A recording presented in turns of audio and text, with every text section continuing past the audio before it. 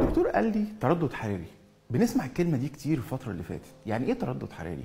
التردد الحراري في مجال علاج الألم عندنا هو ببساطة موجات ذات تردد عالي بنقدر نستخدمها. لها نوعين، نوع بيعمل حاجة اسمها pulsed RF، ان هو بيعمل تقليل الالتهاب والتورم والألم، وده بنقدر نستخدمه في حالات الانزلاق الغضروفي، التهاب الأعصاب، وده بيقلل المشاكل الكبيرة بدون تدخل جراحي.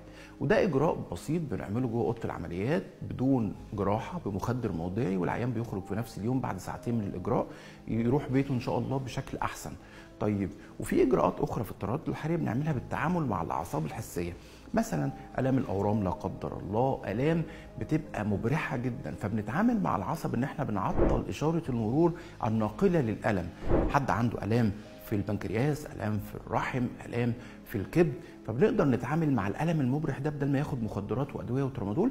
نقدر جوه أوضة العمليات نتعامل مع إشارة المرور دي ونستهدف الضفيرة العصبية ونمنع نقل إشارة الألم. عموما التردد الحراري ده هو وسيلة في علاج الألم بنستخدمها لعلاجك وتحسين ألمك. وفي مجال علاج الألم دايما احنا عندنا بنحب نشوفكم دايما بصحة وبسعادة، تمنياتنا بصحة وسعادة ودايما بدون ألم.